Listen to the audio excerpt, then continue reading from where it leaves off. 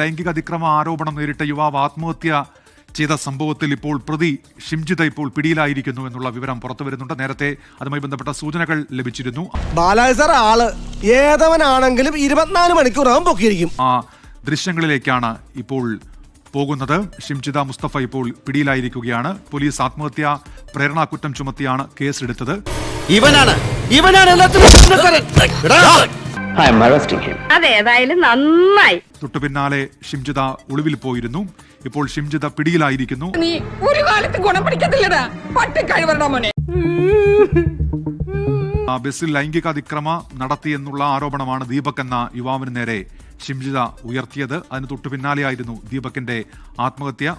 വലിയ പ്രതിഷേധങ്ങളൊക്കെ ഉണ്ടായി. തൊട്ടു പിന്നാലെയാണ് ഷിംജിതക്കെതിരെ കേസെടുത്തതും. ഇപ്പോൾ ഷിംജിത പിടിയിലായിരിക്കുന്നു. നിന്റെ വിചാരം എന്തുവാ? നീ വലിയ മിടുക്കനാന്നോ? നിന്നോട് ദൈവം പോലും പൊറുക്കുകയല്ലടാ. വടകരയിലെ ബന്ധു വീട്ടിൽ നിന്നാണ് ഷിംജിതയെ പോലീസ് അറസ്റ്റ് ചെയ്തിരിക്കുന്നത്. ഞാൻ ആരാ എന്താന്ന് ഇപ്പൊ പിടികിട്ടിയായിരിക്കും. മര്യാദക്കാണെങ്കിൽ ഞാൻ വടക്കൻ, ഇല്ലെങ്കിൽ മഹാബെടക്ക. ഏറ്റവും പ്രധാനപ്പെട്ട വാർത്ത, അനുജ റിമാൻഡ് ചെയ്തിരിക്കുന്നു ഷിംജിത എന്നുള്ളതാണ് ഏറ്റവും പ്രധാനപ്പെട്ട വാർത്ത. തനിക്ക് അങ്ങനെ തന്നെ വേണം. ഞങ്ങൾക്ക് നിങ്ങളെ കുറിച്ച് കിട്ടിയ ഇൻഫർമേഷൻ ശരിയാണെന്ന് പ്രൈമാ ഫാസി ബോധ്യപ്പെട്ടിരിക്കുന്നു. നിയമപ്രകാരം 14 ദിവസത്തേക്കാണ് ഇപ്പോൾ കുന്നമംഗലം 1ാം ക്ലാസ് മജിസ്ട്രേറ്റ് കോടതി ഷിംജിതയെ റിമാൻഡ് ചെയ്തിരിക്കുന്നത് എന്നുള്ളതാണ് ഏറ്റവും നിർണായകമായി എടുത്തു പറയേണ്ടത്. നീ വക്രബുദ്ധിക്കാരിയാണെന്ന് എനിക്ക് പണ്ടേ മനസ്സിലായതാ.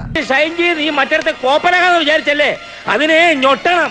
എടാ, നിന്നെ കൊണ്ട് ആറ്റുവാ കുടുംബത്തിന്റെ മുറ്റത്ത് കൊണ്ടുപോയി മൂക്കൊണ്ട് ഇമ്മ ഞാൻ വരപ്പിക്കും. വലിയ തരത്തിലുള്ള സുരക്ഷാ ക്രമീകരണങ്ങളൊക്കെ തന്നെയും ഇവിടെ ഒരുക്കിയിട്ടുണ്ടായിരുന്നു. തീർച്ചയായിട്ടും റിമാൻഡ് ചെയ്തതോടുകൂടെ തന്നെ സബ് ജയിലിലേക്കാണ് ഇപ്പോൾ കൊണ്ടുപോയിരിക്കുന്നത്. തെറ്റ് ചെയ്തവൻ ശിക്ഷ അനുഭവിക്കണം. ചാർലി ചായൻ ഒരു വാക്ക് പറഞ്ഞാൽ മതി, ഈ പൊങ്ങേനെ കൂട്ടിക്കെട്ടി വെടിമരുന്നിട്ട് കത്തിക്കുകയാണ്. കേട്ടില്ലേ? ഇത് വലിയ തിന്മയാണ്.